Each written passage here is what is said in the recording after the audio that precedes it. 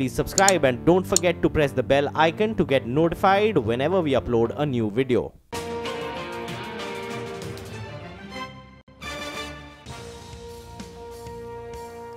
Well, absolutely nothing on the market, but the Nifty PSU Bank, that's the one which is surging now. So a lot of these stocks, or actually cooled off a bit, but among the top gainers right now. Ashwani and Mitesh now with us for some BTST calls.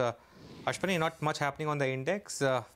Is there any call that you would want to carry forward, and what would be your BTST calls? Well, DV's lab is heading towards the 1,000 target that I had.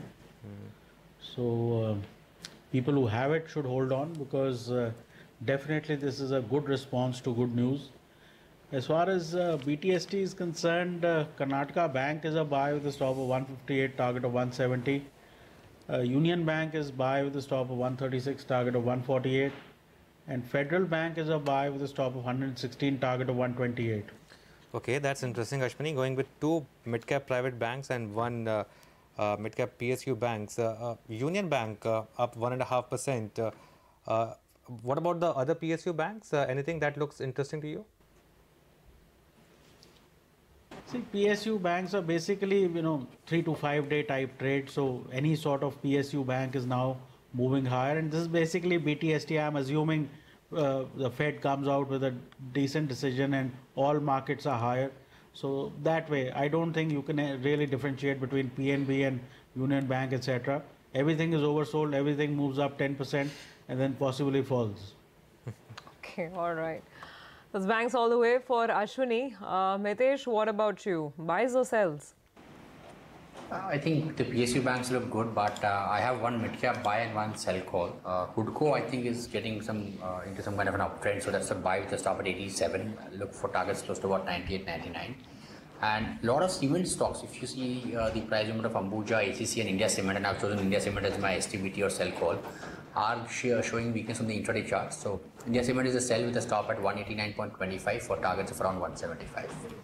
Okay, a couple of cement stocks also at high point right now. Ultratech Cement is the one that's moved to high point. Ashwani, thoughts on ITC? That stock has been making highs of the day today. You see, it's broken down from its 200-day moving average at about 275 thereabouts. So I think ITC, the juice is out, and possibly there are better FMCG stocks like Hind Unilever or maybe even Dabur. I think ITC is now underperforming fairly strongly. This PSU bank rally, Anuj, that we were speaking of, I mean, some of that is really coming off as well. Let's take a look at SBI. SBI is now quickly losing the momentum that it was sitting on earlier. In fact, the market itself, I mean, it hasn't moved much, but very volatile trade, I mean, on some of these big stocks. Yeah, I think the market's been very volatile today, Surabhi, and I think the fact that there's no rally heading into the Fed event is, for me, a bit of a surprise, because that was the base call. But let's see. The Bank Nifty actually has been a bit of a culprit today. Through the day, it's the one which has been making a bit of a low. Okay, Prudential and ICICI Bank set to be mulling 6% of ICICI Pru. It's a stock which has had a big rally, and maybe now promoters want to take some money off. That stock is seeing a big decline now. 2.5% lower is what we have on that stock now, trading at the low point. Ashwani, of course, news driven, but would you buy into this weakness, considering it's been one of the strong stocks and you've liked it in the past? Well, why didn't they sell at 500? If these guys, they sell 6%, it's going to go to 350, and this is a very silly move. It will break the stock totally. So what's the advice then, Ashwani? I mean, insurance was really the toast of town, right? So I'm guessing there would be people that would still be holding. Should you just wait this out, or fastest finger first, just exit? See, obviously, once they sell and it's absorbed, etc., like what happened with Capital First. But, once promoters sell, it becomes very difficult for the stock to then again make a base and restart. If you have it from, IPO, etc., 300, 320, you can hold on, maybe add on if it falls to 350. If you're planning to buy, I think don't buy it, wait for that selling to be over. But if you bought at higher levels, again, wait for lower levels to come in, maybe 350, 370, and then add on to your quantity. overall insurance looks good, but too much of insurance is coming at the market together. So maybe there could be a bit of oversupply in the short run also. So could this mark a bit of a top for ICICI Pru here, Ashwani? See, top was at 480, 500. Now I think it could fall further, and probably a lot of the late bulls could be in trouble. So my sense is that it could easily lose 40, 50 points from here. I wonder if this is going to kind of slightly temper the excitement surrounding SBI Life, Anuj. But I don't want to get ahead of things, but I mean, with promoters selling out right now, I wonder if that's going to kind of slightly change the flavor surrounding the big IPO. That's the big one, right? SBI Life. We're talking over $1 billion. The excitement surrounding that issue. I think the market doesn't like that. Clearly, you can see that when promoters sell, the markets don't like that. And that's a big stake sale that you're talking about, $600 million. So obviously, but the stock's run up a lot. They came out with the IPO at what? I think 280 to 300, if I'm not wrong, Surabhi. So, it's had a big rally. So, promoters are making a lot of money anyway.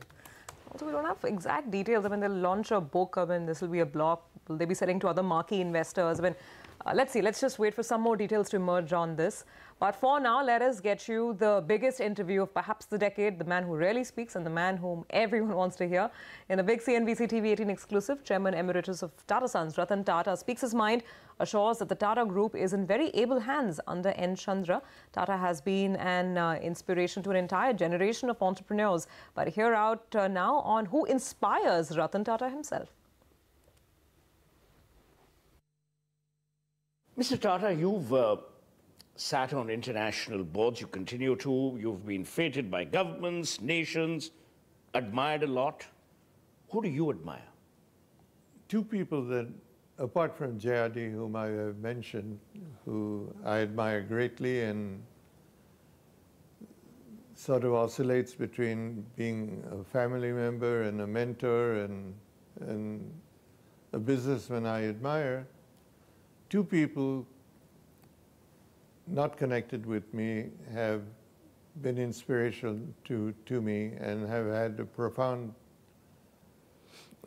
impression on what I've done and how I've done it, have been Dr. Amar Bose, who developed Bose Speakers, the Bose Corporation.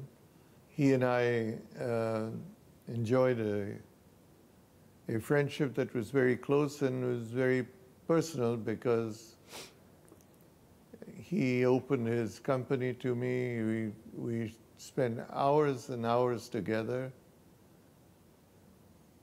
and discussed various things. In fact, I knew more about the Bose Corporation than most people might have done. And the other person is a person called Henry Schott, who was the chairman of Cummins Engine Company, where we had a joint venture with the Tata Cummins, Then became the chairman of Lucent, which was the telecom company that merged with Alcatel. Those two people were people that, and Henry's continues to be today. Dr. Bose died a couple of years ago. People that have had a great influence on my career. Okay, Rajesh Kothari of Alpha Accurate Advisors is with us now. Rajesh, good afternoon. Are you getting a bit nervous about the market move, or do you think the market is fine? Market cap growth of those companies are exactly in line with the earnings growth for last 10 years. Had it been market cap growth significantly higher than the profit growth, then I think that could have been the reason for me to get nervous. But since both are going right now parallel, there is no significant premium, and therefore, I think markets are still fine. Yes, it is a little bit heated up, and one needs to be a little bit careful, particularly into the micro cap company and small cap companies and poor quality management companies, because every day nowadays goes up by 20%, 30%, 50%. Those are the stocks which you clearly need to avoid. But otherwise, fundamentally, market looks overall still fine. Okay, well, the mid-cap market is coming under some strain now. And it's really, you know, ICICI Prudential, that's where the maximum selling is being observed. That stock is down 5%. But there are others as well. BEML, for instance, is down about 4%. And wherever we've seen momentum in the last couple of days, that's where some money is getting taken off the table. So the likes of Schneider Electric, Tin Plate, these are stocks that are sort of selling off a little bit right now. Bharat Road continues to be under pressure as well.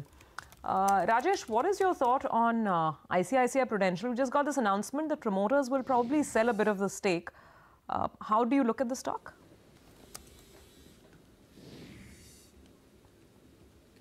Well, right now we are not holding that company. We believe that company is of course very strong company, but valuations we were not very comfortable. So probably it will be on our radar, and we may look at it, if it comes at the attractive valuations. Okay, Ashwani, DHFL is correcting a bit after that vertical run. What would be a good entry point here? Well, anytime you can get back to the 20-day moving average on strongly trending stocks, that should work. Around 540 thereabouts, I think is a good price for DHFL. Let it come off, because once something like DHFL corrects, it can correct strongly. So I would probably buy it closer to 530, 540.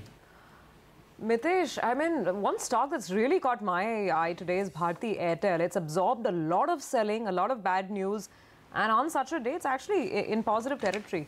Your thoughts? In fact, the way it began the day with the gap down, I think, I thought we will have some kind of follow through, but it's managed to hold out, just bounced back from the area just above the 200-day average.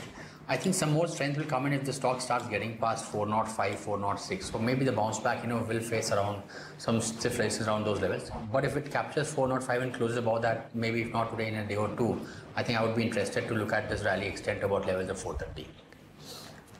Okay, all right, Bharti Airtel kind of bucking the trend today, but otherwise pretty weak. And Anuj, as we are closing out, the Nifty Bank down about 0.4%. So yeah. I don't know what to say actually. And, it's been that kind of a day, Surabhi. Nothing's moved. Maybe the market wants to buy some time and see is this time it's different from Fed. I mean, you don't know. But the Sensex Nifty and the Bank Nifty all trading in a band, and the Bank Nifty clearly closing at the low point of the day. The Nifty and Sensex, I think, in between the high and the low. In terms of stocks, it was interesting the way individual stocks moved today, because what dragged the market today was banks. So ICICI, Kotak, IndusInd Bank, even HDFC Bank, all of them were dragging the index, though HDFC Bank did come off the intraday lows. And Tata Motors, clearly that run on Tata Motors could be coming to an end. So that stock was down about 2%. BPCL was the other big loser in trade today.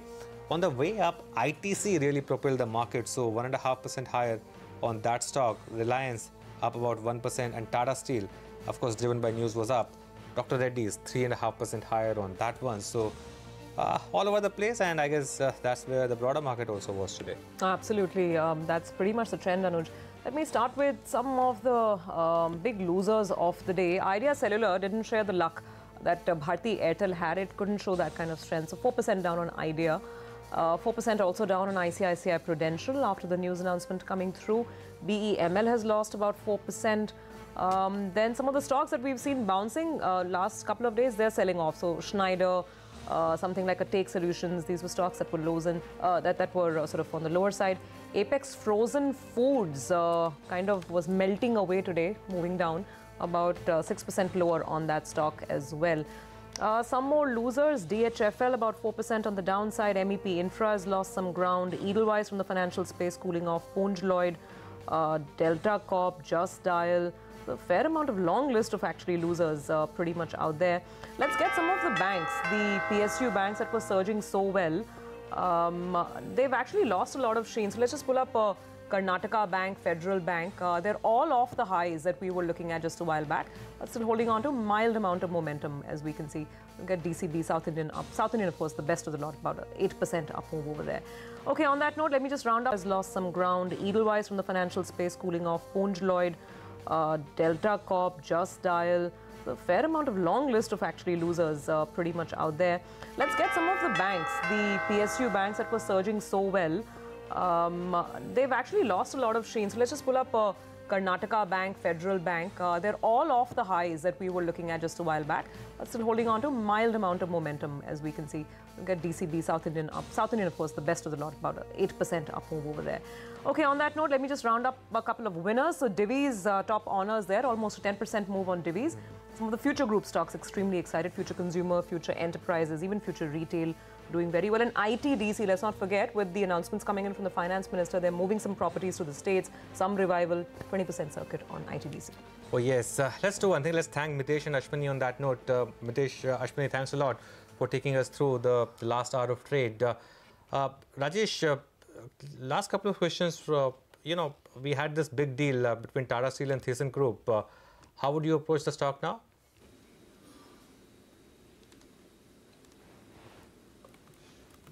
Well, we are not holding, commodity stocks because we believe that, the pricing of these commodities, many times government protects the profitability, and therefore sometimes they are not secular in nature.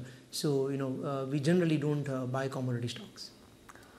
All right, Rajesh, thanks so much for joining us. We'll leave it on that note. And right now, a very special guest joining us on Closing Bell. Guido Kirchhoff, CFO of ThyssenKrupp, is joining us. Good afternoon, and thank you very much for being with us. Please do pardon me if I've mispronounced the name. But Mr. Kirchhoff, I want to start by understanding the contours of this joint venture and how you are planning to deal with the debt. That's what investors in India want to know. How much debt is going to come into this new entity? Well, thank you, first of all, to share our views with you right now. We're very glad that we can do that. I think the issue we all face here in Europe, first of all, is that we have overcapacities in the steel sector everywhere. And I think entities, Tata Steel Europe and ThyssenKrupp Steel Europe, is really the best way to address these issues that we have here in the European market. We will create a very strong number 2 in the market, by far bigger than the next ones, and therefore will be able to drive synergies and have a better standing and to break out of the vicious circle of always going down on overcapacities. So this, I think, is a strong rationale. Now, on the other hand, how is it going to look like, the joint venture, and what debt is put down? Both companies will contribute debt. As you could see on the statement of Tata, overall, they will contribute 2.5 billion financial debt. We will contribute basically pensions and other liabilities operating-wise into the joint venture of a value of around 4 billion. With that, we think we have driven and given the EBITDA factors that we will see for the combined entity, including the synergies, a strong financial position. And you always have to keep in mind that, for example, German pension liabilities, which are completely unfunded, if you contribute them, give you a clear and stable cash payout throughout the years, and you never have to refinance them. So therefore, we think we have found a solution for financing the joint venture that is stable and gives them, looking forward, all the opportunities to really gather and grab all the momentum driven by the technology and innovation that will be in that big group in Europe. Mr. Kirchhoff, good afternoon. But you know what, the one question which a lot of people are asking is, why is Tata Steel getting an equal share when ThyssenKrupp's steel business generates more revenue, more EBITDA, and even has a better margin profile? Well, I think if you take a look at the culture, and as Mr. Chandrasekaran stated out in his statement very clearly, what we both share, ThyssenKrupp and Tata, is indeed the same heritage, and we share the same values. Both companies have a very, very long-standing history in steel. And I think that was one of the key reasons why Tata overall moved into the European steel sector. Now, how do you really want to evolve over time, grabbing the synergies and using the combined forces of both companies and leverage that in a best way in a JV? This is always a 50-50 joint venture. Yes, you're right, coming from the past, we are bigger, we have a bit of higher profitability, but if we really want to grab all the opportunities and jointly deploy that for the future, I think a 50-50 joint venture is indeed the best approach. And based on the same values that we share, I think we are the right ownership structure to really make this joint venture successful for the future in the European steel sector. Mr. Kirchhoff, we read the Tata Steel statement, which says that there could be synergies to the tune of about 400 to 600, million. So, can you explain to us how this is going to come through, and is this the synergy benefit that will purely accrue to Tata Steel, or are we talking about these are synergies for the joint venture as a whole? No, the 400 to 600 million is clearly the synergies we want to see for the joint venture overall.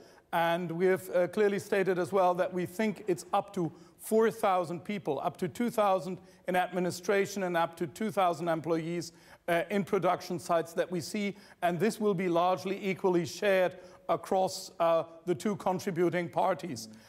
Where do we see the synergies now? Clearly, it's general and administration costs that we want to reduce, and we can do selling as well. On the other hand, we see R&D. Currently, we develop the same product twice. We can reduce that and focus better on the key requirements of our customers in a more focused and better manner going forward. On top of that, we can better lever all and use our capacities by bigger lots and by certain focus for certain equipment just in one location instead of running it in two, so we can have larger lots and therefore get more economies out of scale out of the current footprint. Okay. This all will help us to lever the 400 to 600 million in the first phase.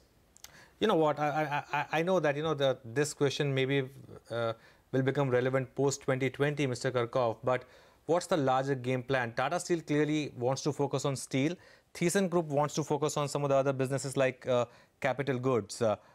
Are we looking at a scenario in future where maybe you list it or Tata Steel eventually takes the entire stake and ThyssenKrupp sells out? Is that a possibility?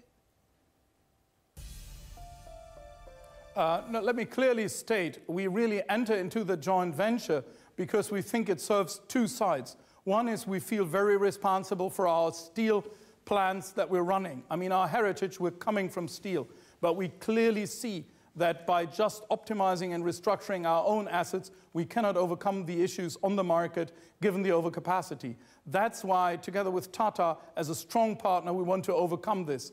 And that's why we're clearly committed to this joint venture, and we want to lever it into a better situation. But you're right, on the other hand, it helps us. So it's a clear, better future for our steel business, and that's why we're really committed to it. But on the other hand, it helps us as well to create more possibility and momentum for growth in our industrial businesses. But it's both. It's not leaving one and just moving into the other. Do you expect some kind of labor trouble as well? I'm assuming that, these synergies would also mean some bit of job cuts as well. So is that an issue? We clearly have to say, and that's why we went out, that job cuts will be needed and will be there. But again, I think especially in Germany, the expectation of what was to come, if you read German media carefully, was by far higher. And that's why we're very glad that we could now, with the Memorandum of Understanding, go out and say what we expect. So for both sides, we expect something like up to 2,000 people over quite a period of time. Given our side, having 27,000 employees right now, 2,000 over time is by far less than many people here in Germany expected.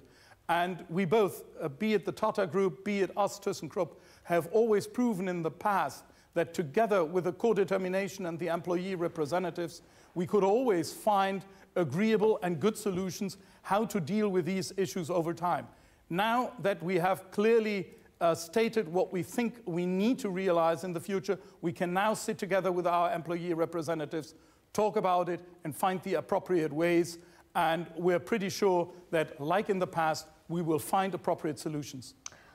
Mr. Kirchhoff, of course, just a precursor to this joint venture was Tata Steel taking care of a lot of the outstanding pension issues by sort of ring-fencing, this particular deal. Are there any sort of outstanding payoffs, payments, any outstanding issues with some of the Tata Steel UK unions at all that this joint venture needs to take care of? What we have seen and what we have always stated is that one of the prerequisites to enter into a joint venture is indeed that the British pension and this British pension plan is a huge one, coming and covering basically all of the British steel entities coming from the past, with about 130,000 pensioners, so a huge plan. And where we clearly said this needs to be ring-fenced and the risk needs to be mitigated and reduced. And I think given the RAA solution that has been found with Tata on top, putting another £550 million onto the plan is a very good solution to separate the plan and to reduce the risk so that the joint venture can take care of the rest that is going to be out there. So Port Talbot, to a certain degree, is ring-fenced. The pensions are taken care of. And I think this is for both sides, be it Tata and us, a good step for a good future of this JV. Last question from my end, and I again go back to my previous question. In this JV, the stake in the foreseeable future will remain at 50-50. And, you know, right now we have, of course, Tata Steel, which is listed here. ThyssenKrupp is listed in Germany. Will we have these two listed entities alone, or are you looking at some point to list this JV itself as a separate entity? Look, I think what is most important right now is that we can continue with the due diligence, come to a signing, and then come to a closing of this transaction after regulatory approval. This all will take us till the year end 2018. Then we have to work on the realization of the synergies. I think this is now the primary focus. Steps to be taken afterwards, I think we should discuss at a later point in time. Okay, so Mr. Kirchhoff, also give us an outlook on your industry. I mean, steel prices have been doing well. We've been reading that majors like Servicetal are talking about higher profits this year because of improvement in prices. Is it all sustainable? Do you see very concrete signs of demand? And what is the outlook on pricing on flat products which you produce? Well, the current steel conditions are, again, we see a slight increase in raw material prices, and we have seen a good development in the demand in Europe. So clearly we have seen that the profits throughout the whole sector in Europe has improved. We have seen some tariffs that were supporting it as well. So in our case, as you can see for the outlook for the fourth quarter, we have been positive on the earnings momentum that we saw after a strong third quarter that we have seen, and we see this current trend continuing. Mr. Kirchhoff, thanks a lot for your time today and all the best with this joint venture.